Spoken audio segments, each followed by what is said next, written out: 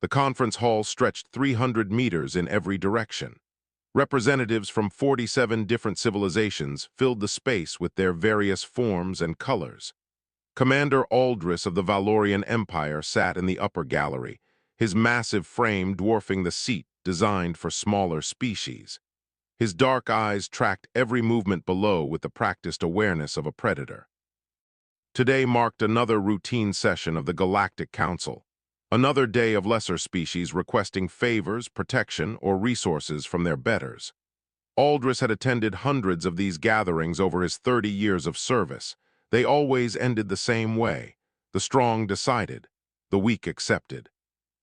His attention shifted when the chamber doors opened.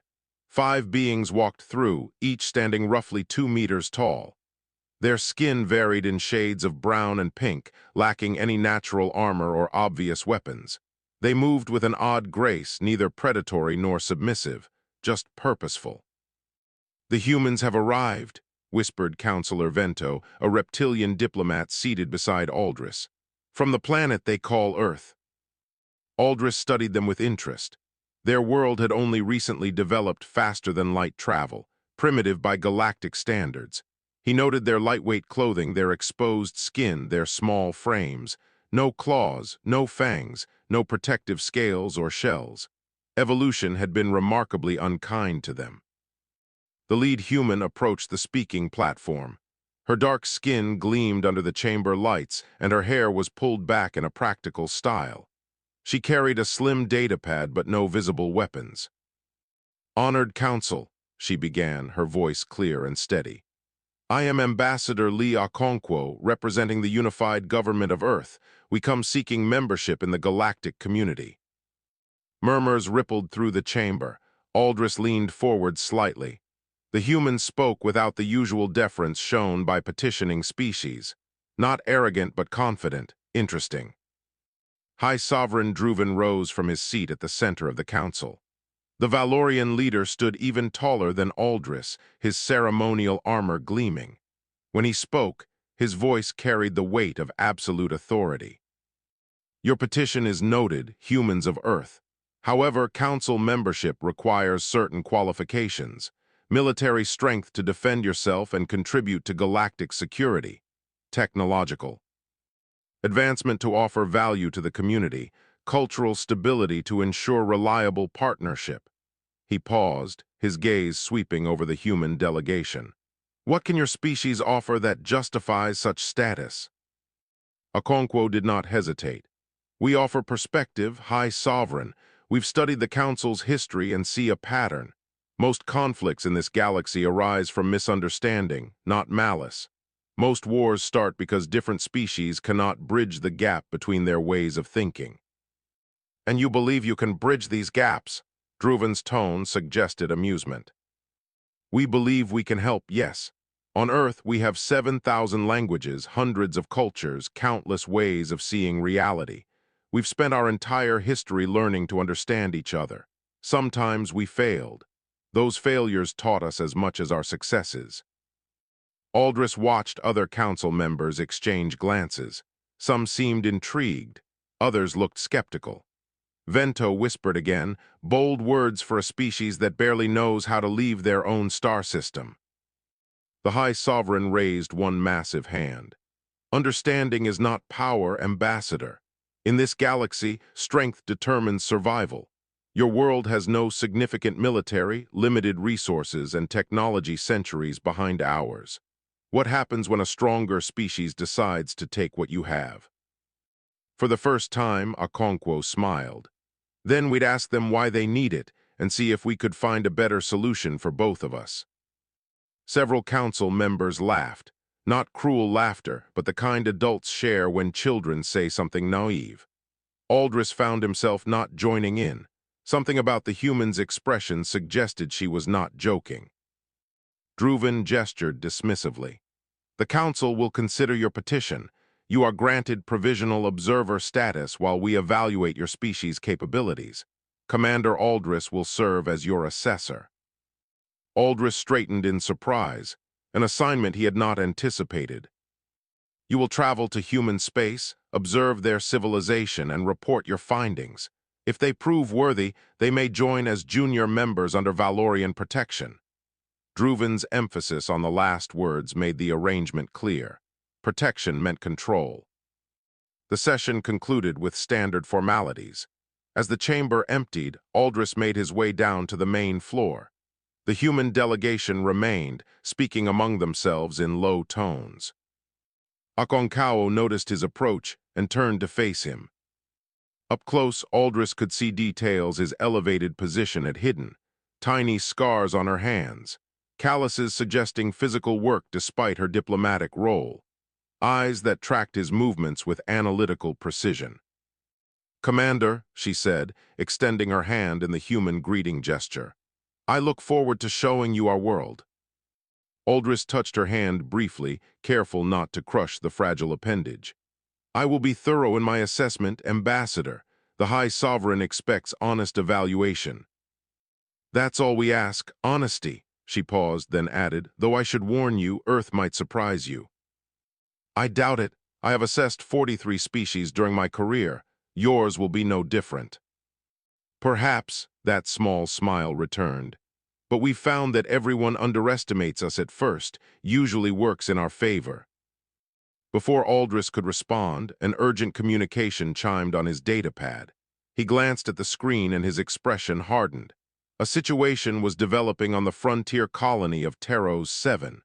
Pirates had attacked a refugee center. The local Valorian garrison had responded, but reports were confused. Most concerning was a single line buried in the incident report. 3 human civilians had somehow intervened in the attack. The details made no sense. How could 3 unarmed humans affect a battle between trained Valorian soldiers and a pirate crew? He looked back at Aconcagua. "It appears some of your people are already making an impression on the frontier, not necessarily a good one." "Taros 7, she checked her own device. "Hayes is stationed there, medical volunteer work. If he got involved in something, there was probably a good reason." "We shall see. I'm diverting there immediately." "Safe travels, Commander, and keep an open mind. That's all we ask." Aldris departed without further comment. Keep an open mind, as if his conclusions were not based on centuries of Valorian experience and galactic history. The strong survived, the weak served or perished. This was the natural order. These humans would learn it soon enough. Yet as his shuttle left the station, Aldris found his thoughts returning to that strange confidence in the ambassador's voice. The way she smiled when discussing being underestimated. Either foolish naivety or something he had not yet recognized. The journey to Taros 7 would take 3 days. Plenty of time to review the incident reports and understand what had actually happened. Plenty of time to begin his assessment of humanity's true capabilities, or lack thereof. Taros 7 smelled like rain and metal. The colony sprawled across a valley between 2 mountain ranges, prefabricated buildings mixed with native stone structures. Aldris stepped off his transport into air that felt too thin for his lungs, though the atmospheric readings showed acceptable levels for most species. Garrison Commander Horvek met him at the landing pad.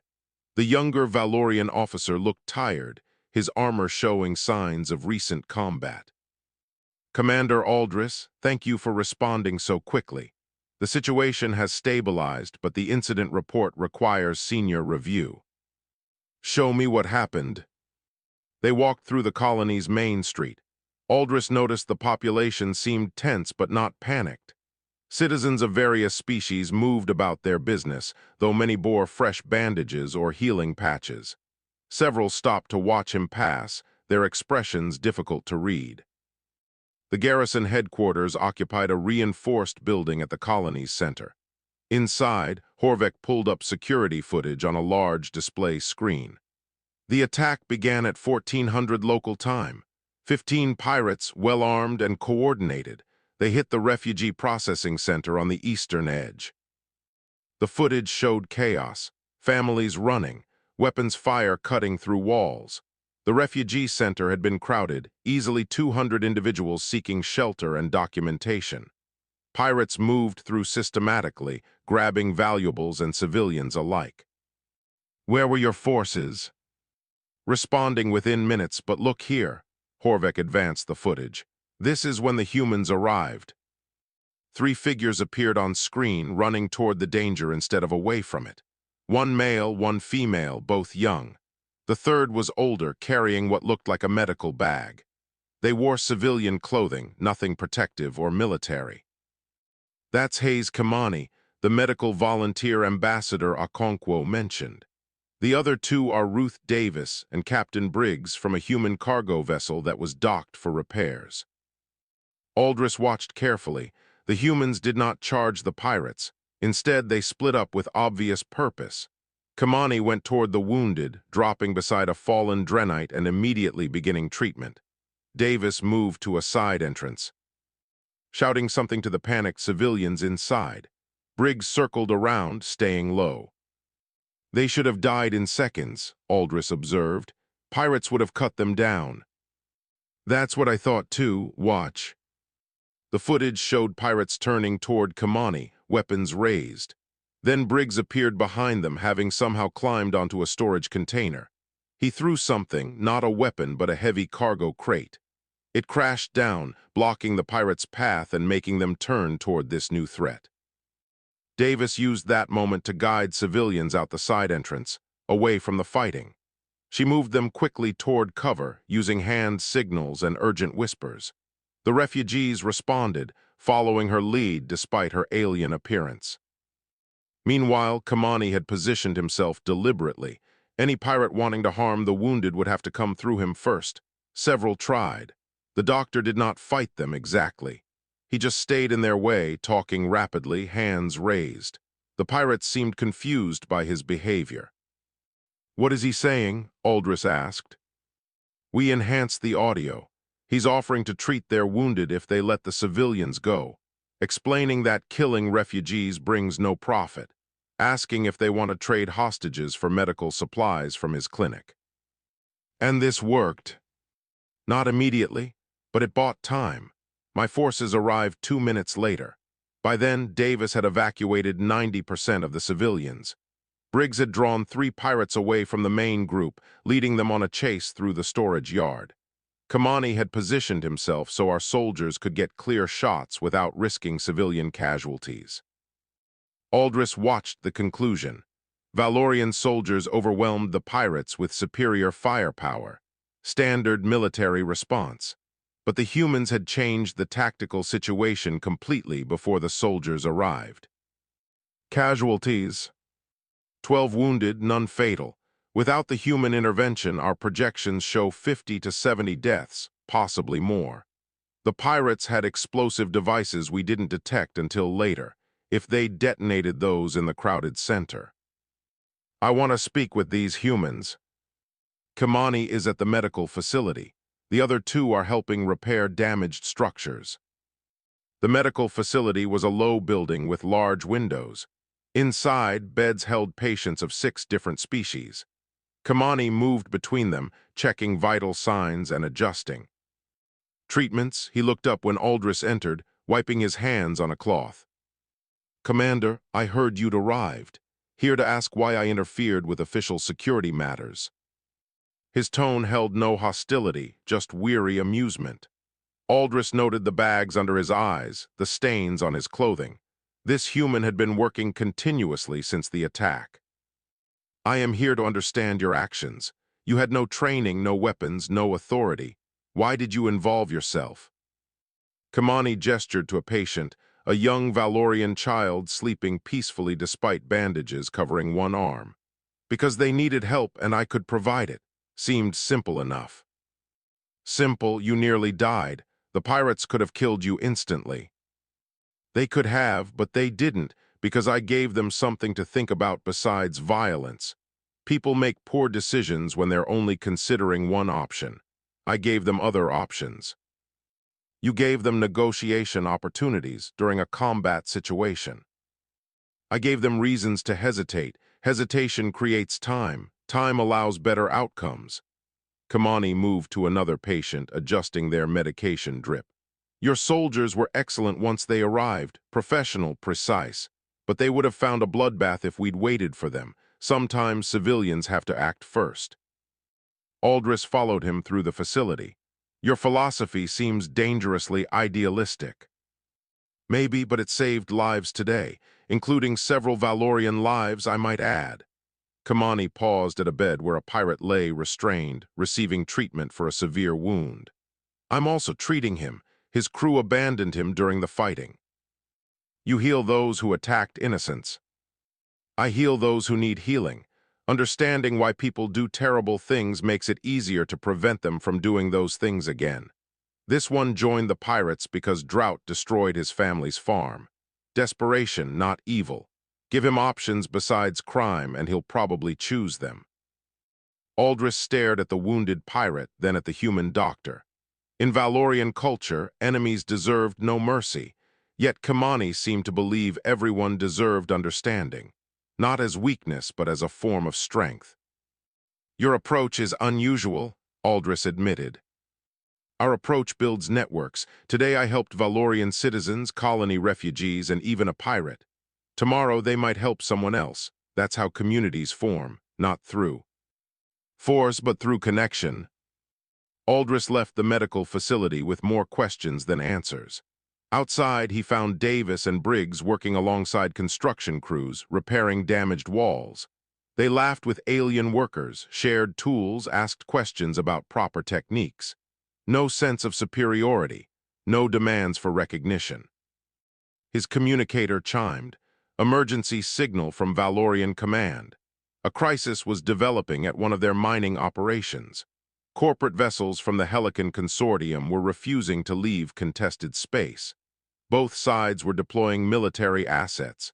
The situation was escalating rapidly toward open warfare.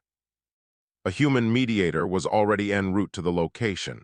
Someone named Owen Foster, listed as a diplomatic specialist. Aldris checked the assignment orders and found his name included.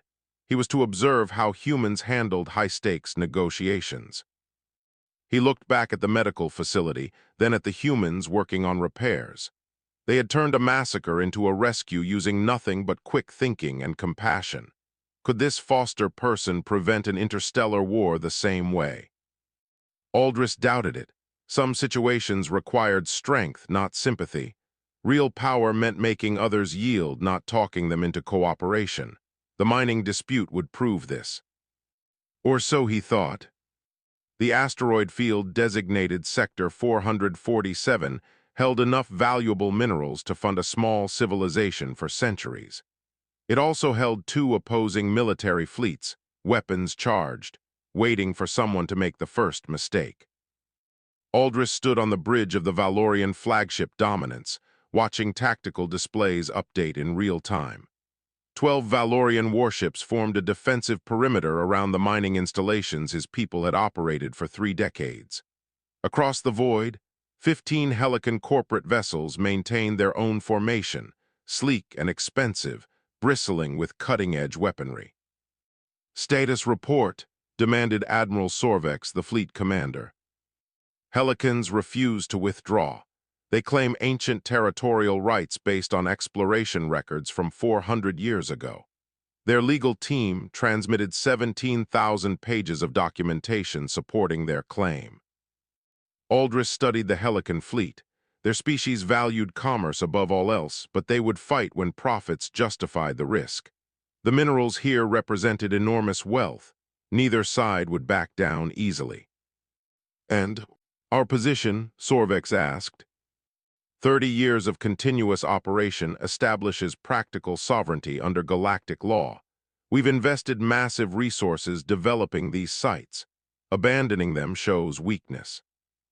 Then we hold position and dare them to attack. Standard doctrine. A communications officer interrupted. "Admiral, detecting new vessel entering the sector. Small craft, single occupant, transmitting diplomatic credentials." Aldris felt his muscles tense. The human mediator, right on schedule. The vessel appeared on visual displays, a compact ship with Earth markings. It positioned itself directly between the two fleets, effectively putting itself in everyone's firing line, either incredibly brave or remarkably foolish. "This is Owen Foster, independent mediator contracted by the Galactic Council." I'm requesting permission to board both flagships for preliminary discussions. I'm unarmed and represent no military authority. Sorvex looked at Aldris. Your assessment of human capabilities is why we tolerate this. If this Foster wastes our time, the responsibility falls on you. Understood, Admiral. 20 minutes later, Foster arrived via shuttle. Aldris met him at the docking port. The human stood perhaps 1.7 meters tall, with graying hair and weathered features suggesting middle age for his species. He carried only a datapad and wore simple business clothing. Commander Aldris, good to meet you in person. I've read Ambassador Okonkwo's reports. She speaks highly of your fairness. I am here to observe, not participate. Observation is a form of participation, but I respect your position. Foster glanced around the Dominance's corridor, noting armed guards and military efficiency. Impressive vessel. The Valorians build things to last. They reached the conference room where Sorvex waited with his senior officers. Foster entered without hesitation, though Aldris noticed the human's eyes constantly moving, reading body language and positioning. Admiral, thank you for receiving me.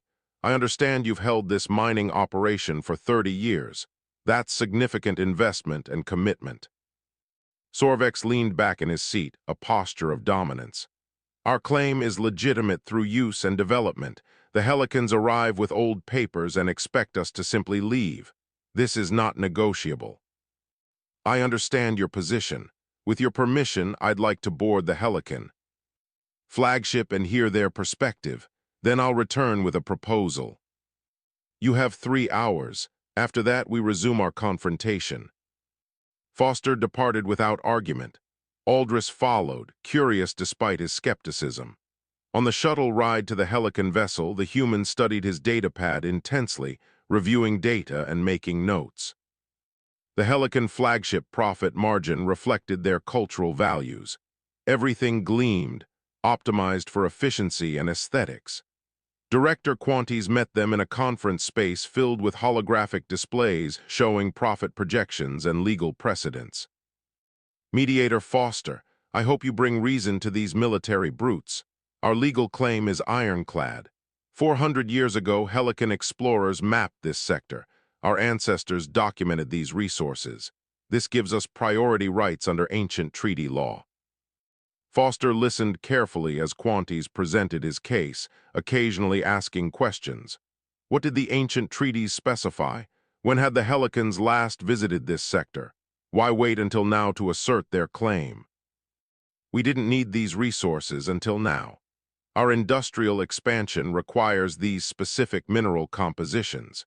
We're prepared to compensate the Valorians for their time, but the asteroids belong to us legally. What if compensation isn't what they want? Then we take what's legally ours by force, expensive but acceptable. Foster studied the holographic displays, then asked an unexpected question.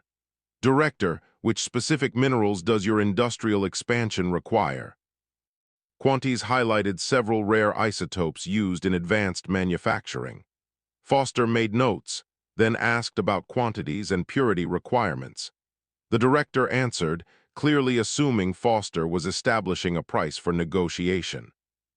Back on the shuttle, Aldris finally spoke. You asked detailed questions about mineral types. Why does that matter? Because I suspect both sides are looking at the same asteroids and seeing different things they want. If that's true, there might not be a real conflict here, just a misunderstanding with expensive consequences. They returned to the Dominance. Sorvex greeted them with impatience. Your 3 hours are expiring. What solution do you propose? Foster activated his datapad, projecting a 3-dimensional map of the asteroid field. Different asteroids lit up in various colors. Admiral, your mining operations focus on heavy metals for construction purposes, correct? Iron, nickel, platinum group elements. Obviously, that's why we came here. And Director Quantes needs rare isotopes for advanced manufacturing. Lithium derivatives, specific carbon configurations, exotic elements that require precise stellar formation conditions. So they want what we have. Foster highlighted different sections of the map. Actually, no. Your mining sites concentrate on these asteroids here, the larger dense bodies with high metal content. But the Helicans need these smaller bodies here, the carbonaceous asteroids formed under different conditions. You're mining for completely different resources. Silence filled the conference room. Aldris leaned forward, studying the map more carefully. Foster was right. The Valorian operations had never touched the asteroids containing the materials Helicans needed. Furthermore, Foster continued, there's enough spatial separation that both operations can proceed simultaneously without interference. The Valorians continue their established mining. The Helicans develop the carbonaceous asteroids they need. No conflict necessary. Sorvex frowned. They still claim legal ownership of the entire sector. True, which is why I propose a joint development zone. Helicans get formal recognition of their historical claim, satisfying their legal precedent. Valorians retain operational control of their established sites, respecting their 30 years of investment. Both parties sign a cooperation agreement guaranteeing the others access to their respective resources. Add a small profit-sharing percentage to make it worth both sides' administration costs. Aldris watched the Admiral process this. It gave the Valorians everything they actually needed while costing them nothing real. The Helicans got legal recognition and access to resources they wanted without expensive warfare. This would require Helican agreement, Sorvex said carefully. I believe they'll accept. Director Quantes cares about quarterly profits. This plan gives him what he needs faster and cheaper than fighting for it.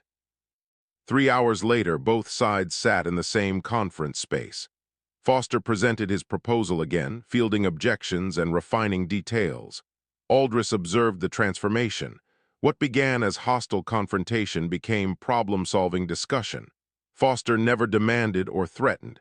He simply kept showing how cooperation benefited everyone more than conflict.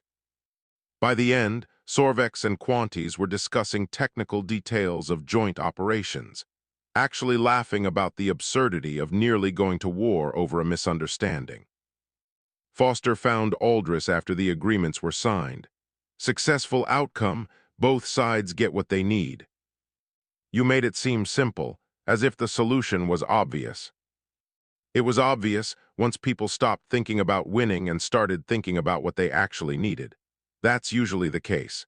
Most conflicts exist because everyone assumes someone must lose. Foster smiled. Humans learned that lesson slowly and painfully.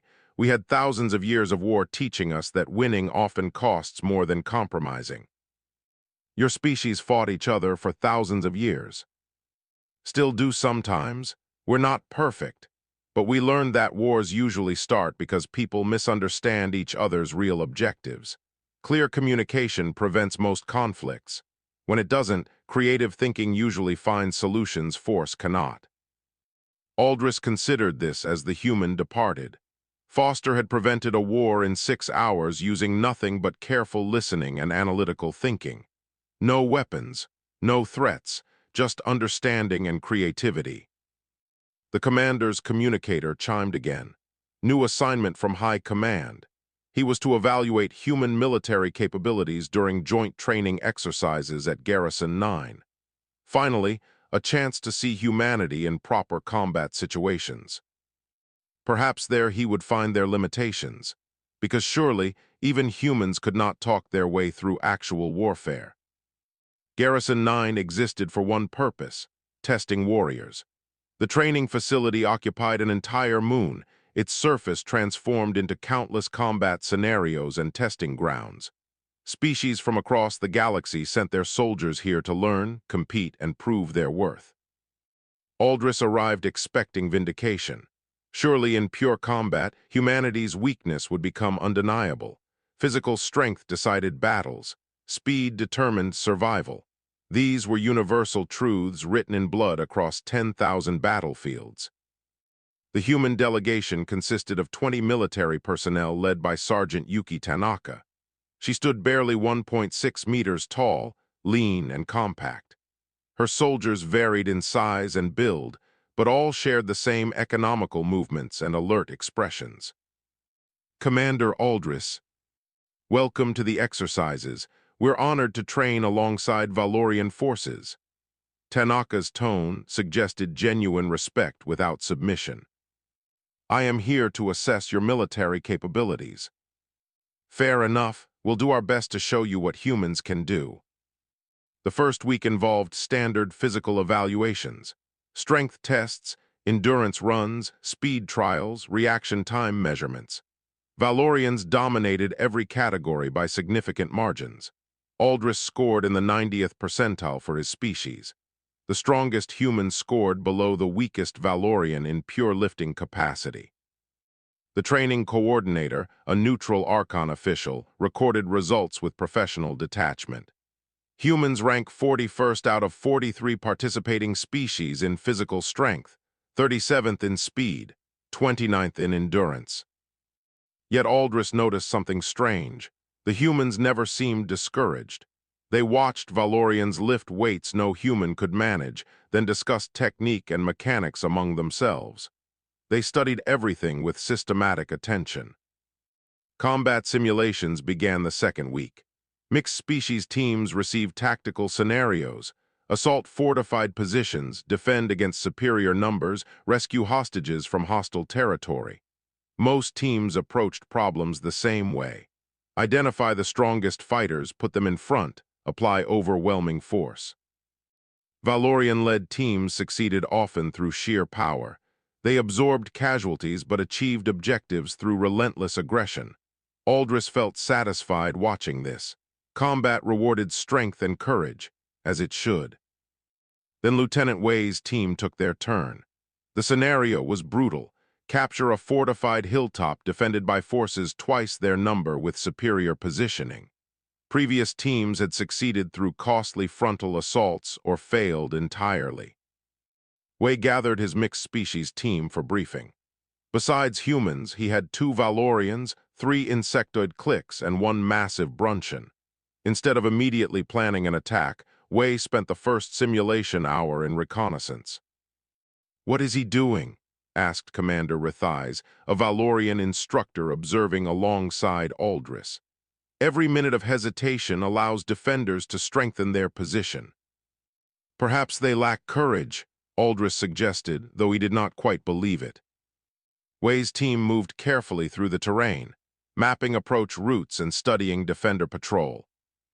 Patterns, the cliques with their natural camouflage, scouted closely. Humans coordinated the information, building a detailed picture of enemy behavior. Then they attacked, but not where anyone expected. A small team created noise and movement on the western approach, drawing defender attention.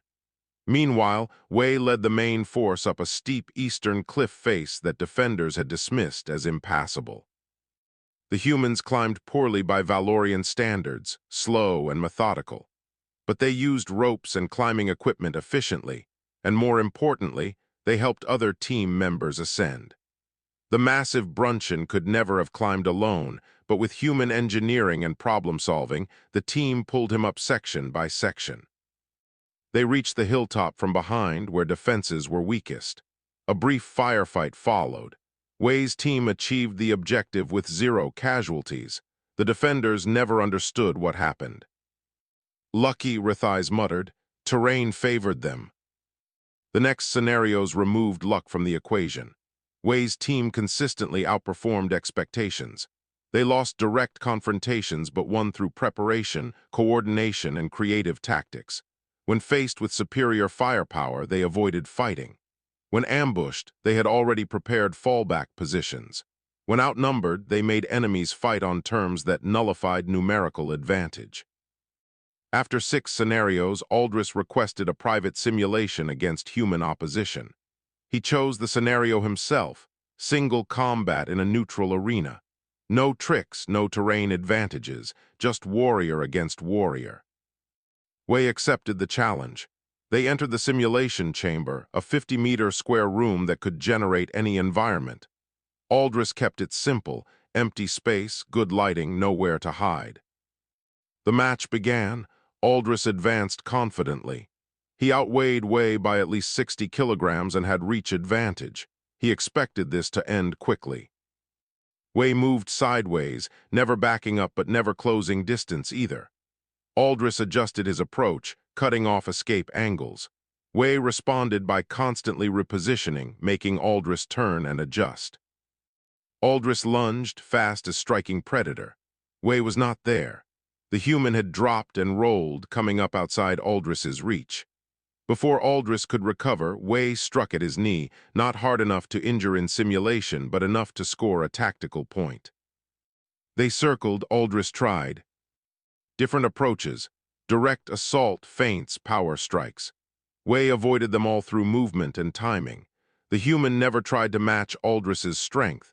Instead, he used angles, made Aldris commit to attacks that left him off balance, exploited every moment of overextension. 15 minutes later, Aldris called halt. He had landed 3 strikes. Wei had scored 12. If this had been real combat, Aldris would have accumulated debilitating injuries while Wei remained mostly untouched. They deactivated the simulation and stood in the empty chamber. Aldris breathed heavily, frustrated and confused. Wei barely looked winded. "You are not stronger than me," Aldris said. "Yet you won." "Correct on both points, you're much stronger, but strength only matters if you can apply it. I made sure you couldn't." "This is not honorable combat. You avoided direct confrontation." "Commander, with respect, I avoided dying. In real combat, honor means nothing if you're dead. My job is completing the mission and going home alive. Sometimes that requires facing enemies head-on. Often it requires making them fight on my terms instead of theirs." They left the simulation chamber. Outside, Tanaka was conducting an after-action briefing for mixed teams. Aldris watched her explain concepts that seemed obvious in hindsight but revolutionary in practice. "Your enemy wants you to fight their way," Tanaka said. "Strong opponents want direct confrontation. Fast opponents want running battles. Tough opponents want wars of attrition. Your job is recognizing what they want, then denying it to them. Make them fight your way instead." A young Valorian officer raised his hand. "But this seems like cowardice, avoiding our natural advantages." "Is it cowardice to win with fewer casualties? Is it cowardice to achieve objectives efficiently? Humans spent most of our history being weaker than our prey animals, slower than predators that hunted us. We survived by being smarter, more adaptable, more creative. We turned our weaknesses into our methodology." She pulled up historical examples from Earth. Humans hunting animals 10 times their size through persistence and planning. Small armies defeating large ones through terrain and tactics. Victories achieved not through superior strength, but superior thinking. Aldris found himself staying late into the evening, reviewing combat footage and human tactical manuals. Everything contradicted Valorian military doctrine, yet the results spoke clearly. Humans did not fight to prove strength. They fought to achieve objectives with minimum cost. His communicator interrupted his study. Emergency broadcast from Council Space. Environmental catastrophe on Colony World Praxis 2. Terraforming systems failing. 4 million inhabitants in danger. Massive evacuation needed within 72 hours. Valorian rescue fleets were mobilizing, but they were 4 days away. Early reports mentioned human civilian vessels already in the system, but what could unarmed cargo ships accomplish? Aldris felt a strange certainty forming. If patterns held, humans would attempt something impossible, and somehow it might actually work. He departed Garrison 9 immediately, his understanding of human capabilities shifting with each new observation. They were not weak, just different. Maybe that difference represented strength of its own. Praxis 2 was dying. The colony world had supported 4 million inhabitants for 20 years through careful terraforming and atmospheric management. Now those systems were failing in cascade, turning breathable air into poison. Aldris's flagship dropped from faster-than-light travel to find chaos. Civilian vessels filled orbital space, none designed for mass evacuation. Cargo haulers, passenger liners, private yachts, even mining ships. Most flew human registration codes. "Status report," Aldris demanded. His sensor officer looked up from her console, confusion evident. "Sir, the humans are already conducting evacuation operations. They've established a coordinated network across all capable vessels. Current evacuation rate is approximately 80,000 per hour." "Impossible. Those ships lack proper life support for such numbers." "They're improvising, sir. Converting cargo holds into temporary habitats. Medical teams are distributing emergency oxygen supplies. Engineers are modifying atmospheric systems on the fly." Aldris watched the tactical display. Human vessels moved in organized patterns, landing at designated zones, loading refugees, returning to orbit. No military coordination, no central command structure that he could detect, yet they functioned with surprising efficiency. A communication channel opened. A woman's face appeared on screen, dark skin and steady eyes. She wore a simple jumpsuit marked with emergency response insignia. "Valorian flagship. This is Colonel Linda Alma coordinating evacuation efforts. We have 38 vessels participating, with more arriving hourly. Current atmospheric degradation gives us 53 hours before surface becomes uninhabitable. We need every ship capable of transport." Aldris studied her. No rank insignia, no military formality, just calm urgency. "Colonel, my fleet will arrive in 48 hours with proper evacuation ships. Until then, what you're attempting is dangerous and inadequate." "Dangerous, yes. Inadequate, probably. But it's what we have right now. People are dying, Commander. We don't have 48 hours to wait for perfect solutions." She paused. "I'm transmitting landing coordinates for your advanced shuttles. We've organized refugees by medical priority.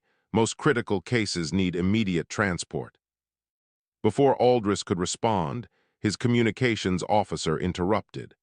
"Sir, we're receiving similar transmissions from the planetary governor. He confirms human organization has prevented panic and established effective triage systems." Aldris dispatched his advanced shuttles, then took his personal craft down to the surface. He needed to see this directly. The main spaceport resembled controlled chaos. Thousands of beings from dozens of species waited in organized lines. Human volunteers moved among them, distributing water, providing medical attention, offering reassurance. No one was shouting, no riots, just methodical movement toward survival. He found Alma coordinating from a makeshift command post constructed from cargo containers. She was speaking with 3 different people simultaneously while monitoring data streams on portable displays. "Commander, welcome planetside. As you can see, we're managing, barely." She directed him to a display showing the evacuation progress. "We've moved 1.2 million so far, another 2.8 million to go. The math is not encouraging."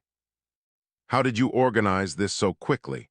My people would need days to establish such coordination." "We didn't have days. First human ship arrived 9 hours ago, found the situation deteriorating. Captain Murphy sent out emergency broadcast requesting any vessel capable of helping. Most humans in this sector responded. We've been making things up as we go." A young man approached, breathing hard from running. "Colonel, settlement in the Southern Valley is reporting faster atmospheric degradation. We need to move their evacuation schedule forward." "How many?" 40,000, mostly Valorian families."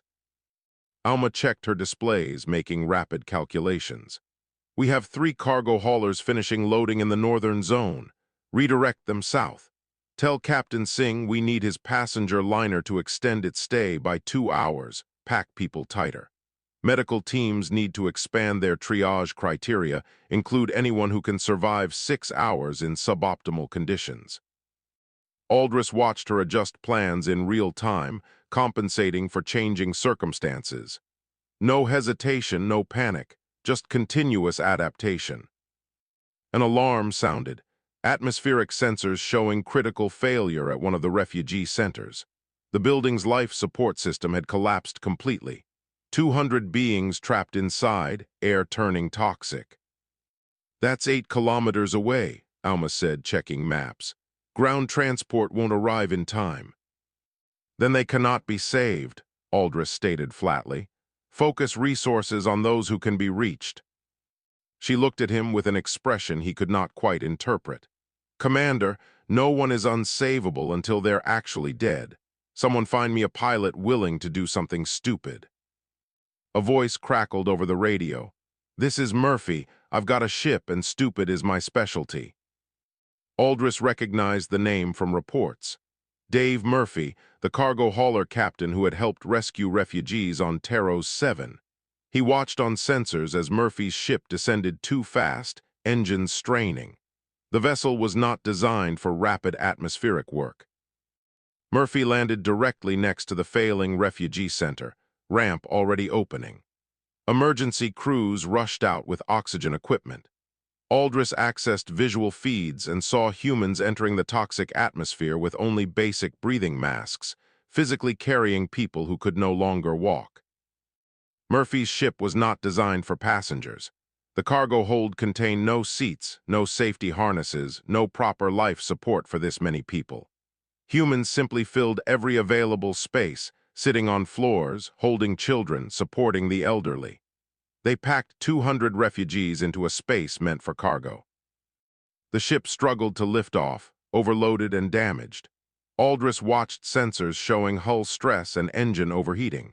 Murphy was killing his ship to save people he had never met. He'll never make orbit, Aldrich said. He'll try anyway, Alma replied.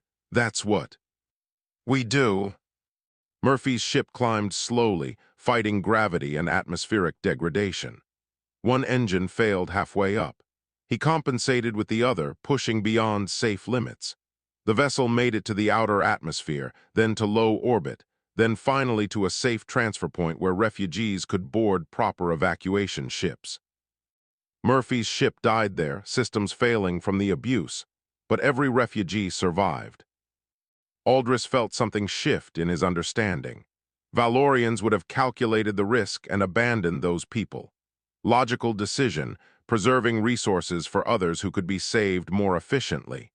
Humans seemed incapable of such logic. Or perhaps they operated on different logic entirely. Over the next 40 hours, Aldrich watched humans perform impossible rescues repeatedly. They took risks Valorian commanders would never authorize. They improvised solutions to problems that should have had no solutions. They refused to accept that anyone was beyond help. When his fleet arrived with proper evacuation ships, 3.9 million refugees had already been moved to safety.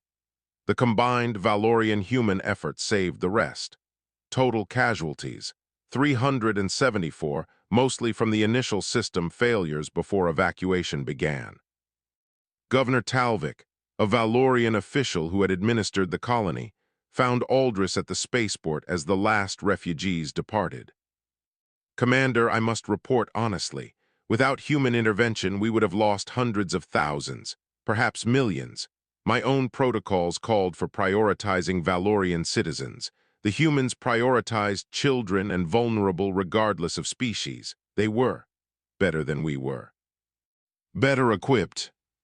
Better in spirit. We calculated who was worth saving. They refused to calculate. Every life mattered equally to them. Talvik looked troubled.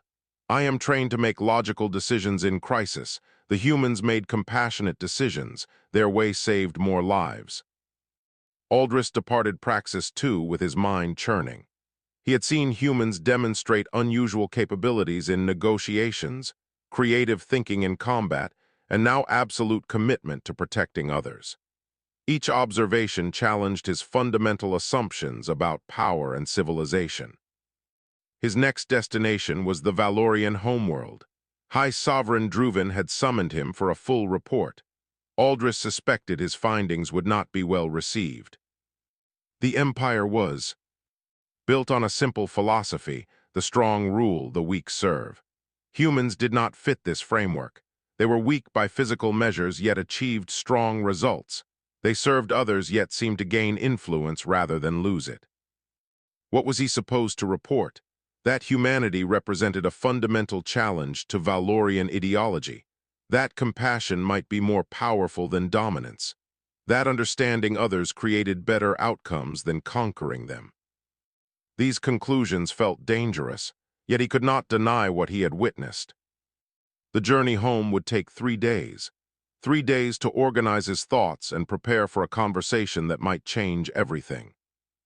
The Valorian Imperial Palace towered over the capital city, a monument to military strength and conquest.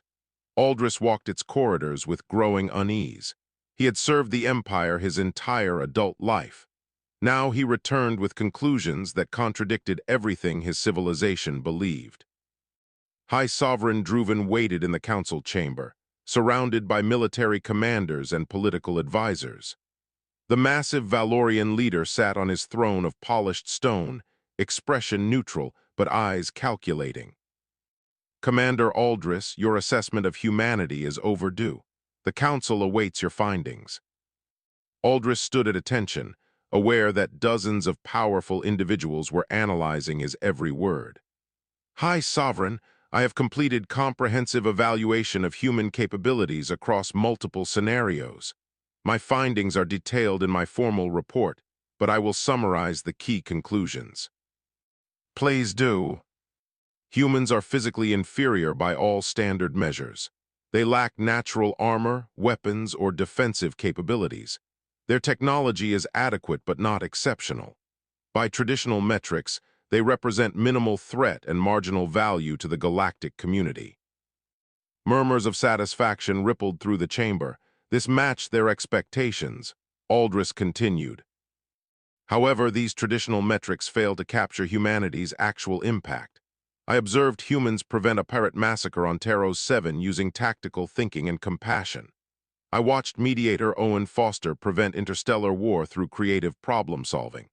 I studied their military doctrine, which achieves superior outcomes through adaptability rather than force. Most significantly, I witnessed human civilians evacuate 4 million refugees from Praxis 2 while accepting risks my own people would reject. The satisfaction in the chamber evaporated. Druven leaned forward slightly. You praise weakness and call it strength. With respect, High Sovereign, I question whether we have properly defined strength. Humans consistently achieve objectives that appear impossible, not through force, but through understanding others, building cooperative networks, and refusing to accept failure when lives are at stake. They are naive idealists who will be crushed by reality. They have survived reality on their homeworld for thousands of years. Earth is classified as a death world by galactic standards. Extreme weather, dangerous predators, geological instability. Humanity evolved as one of the weakest species on their planet. Everything was stronger, faster, more dangerous than they were. Yet they survived by being smarter, more adaptable, and more cooperative. An admiral in the gallery spoke up. Then they are clever survivors. This does not make them powerful. I watched Lieutenant Wei defeat me in combat simulation despite being significantly weaker. I observed Captain Murphy risk his ship and life to save Valorian children he had never met. I studied Foster's negotiation methods that prevented war in 6 hours when military buildup had failed for 6 months. These are not accidents or anomalies. This is how humans approach every challenge. Druven's voice hardened. Your report suggests that soft approaches work better than strength. This is dangerous thinking, Commander. I report what I observed, not what I wish to be true, Aldris straightened. Humans make their allies stronger. They turn enemies into partners. They solve problems others consider unsolvable. Most dangerous to us specifically, they inspire others to question hierarchical control. Smaller species are already approaching Earth for partnerships. The chamber fell silent. This was the real concern, not human military capability, but their ideological influence. Druven rose from his throne, towering over everyone. Then they represent precisely the threat I suspected, not to our bodies but to our civilization. They spread ideas that undermine natural order. The strong ruling the weak is not cruelty, it is reality. Humans who deny this reality will suffer for their delusion. Or they represent an opportunity, Aldris said quietly. Explain. The Valorian Empire controls through military dominance. This requires constant force to maintain. We have subject species who obey through fear, not loyalty. Our borders are stable but require enormous resources to defend. Our allies serve us because they have no alternative. He paused. Humans build different relationships. Their partners choose cooperation. This creates stable alliances requiring less force to maintain. Their method might actually be more efficient. Efficiency through weakness is not efficiency. It is surrender dressed in philosophy. Aldris made his choice. The decision felt like stepping off a cliff. High Sovereign, I must disagree. I have seen both approaches in action. Ours works, theirs works better. The chamber erupted. Advisors shouted. Commanders demanded his removal. Druven raised one hand for silence. Commander Aldris, you are relieved of your assessment duties. Your conclusions are rejected as compromised by excessive exposure to human thinking. The Council will make its own determination regarding humanity. 3 days later, the Galactic Council convened in emergency session. Species representatives filled the vast chamber, aware that something significant was occurring. Ambassador Okonkwo sat with her delegation, expression calm despite obvious tension. Druven presented the Valorian position. Humanity represented destabilizing influence. Their philosophies contradicted established galactic order. They should accept Valorian protection and guidance, essentially becoming a client state. The alternative was isolation from the Council. The chamber debated. Smaller species looked uncomfortable. Larger powers seemed split. Then Aldris, sitting in the gallery as a private citizen having resigned his commission, requested permission to speak. Former Commander, you have no standing in this council, Druven said. A small reptilian counselor from the Venta species raised her hand. I move that we hear him. His assessment was requested officially. His conclusions deserve consideration regardless of their content. The motion carried narrowly. Aldris descended to the speaking platform. Honored Council, I was Valorian military for 30 years. I believed absolutely in our philosophy. The strong rule, the weak serve. This is natural law. He paused. Then I studied humans and realized natural law is not the same as optimal law. He described his observations systematically. The pirate incident, the mining. Dispute, military exercises, the evacuation, each example building his case. Humans do not deny that force exists. They simply recognize that force is expensive, cooperation is efficient. They do not claim physical weakness is irrelevant. They demonstrate that other forms of strength compensate. Most importantly, they prove that civilization advances faster through partnership than through domination. Counselor Venta spoke. The Venta have lived under Valorian protection for 200 years. We are grateful for security they provide. But if I am honest, we do not love them, we fear them. Fear makes us obedient, not loyal. Other small species representatives nodded. One stood. Humans contacted us after their initial council appearance, offered medical knowledge sharing, no strings attached. When we asked what they wanted in return, they said friends, just friends. We did not understand, still don't fully, but we like it. Druven's expression darkened. You see, they undermine proper relationships with naive promises. Okonkwo requested the floor. High Sovereign, with respect, we make no promises we cannot keep. Yes, we offer friendship. Friendship requires mutual benefit and genuine respect. We cannot force anyone to be our friends. We can only demonstrate that partnership creates better outcomes than hierarchy. Then you should have no objection to Valorian guidance. We object to guidance that means control.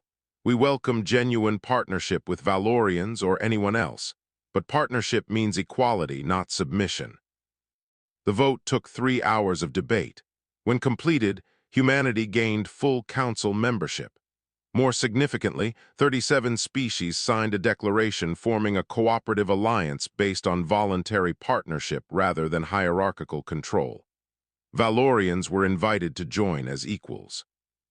Druven withdrew the Valorian Empire from council participation. They would maintain isolation, preserving their philosophy of strength through dominance. But Aldris did not leave with them. He stood with the species, choosing cooperation. Other Valorians in the gallery made the same choice. Not many, but enough to notice. Okonkwo found him afterward. "That took courage. You sacrificed everything." "I sacrificed a position that required me to ignore truth. I kept my integrity." He looked at the assembly of different species beginning to work together. "Your people did something remarkable. You entered a galaxy convinced of one philosophy and offered an alternative without forcing anyone to accept it. We learned from experience. Force creates compliance. Understanding creates cooperation. Compliance is fragile. Cooperation is strong." 6 months passed. The cooperative alliance grew as more species chose to join. Joint projects flourished. Medical knowledge sharing, disaster response networks, resource coordination, scientific collaboration. Problems that had seemed permanent began finding solutions. The Valorian Empire watched from isolation. Some Valorians left to join the alliance. Not a flood, but steady movement toward something new. Aldris worked as liaison between species, teaching what he had learned from humans. That strength came in many forms. That understanding others made you stronger, not weaker. That civilization's highest achievement was not conquest, but creating relationships where everyone chose to participate. On Earth, they had a saying he had learned: "A rising tide lifts all boats." Humans had brought that philosophy to the stars, not through force or demands, but through consistent demonstration that cooperation created more than competition. High Sovereign Druven sat alone in his palace, ruling his empire through strength and fear. He was powerful, unthreatened, victorious in traditional terms. But Aldris stood among hundreds of species from the Alliance, laughing at a joke told by a clique scientist, planning rescue operations with Venta volunteers, discussing philosophy with human diplomats. He had no throne, commanded no armies, controlled no territory. Yet he had never felt stronger in his life. The galaxy had learned something profound. Power was not just the ability to make others obey. True power was the ability to inspire others to choose cooperation freely. Humanity had not conquered the galaxy. They had shown the galaxy what it could become if everyone stopped trying to conquer each other. That was the real meaning of power, not taking but building, not forcing but inspiring, not dominating but elevating. Humans had redefined strength for everyone willing to learn. And the lesson had only just begun.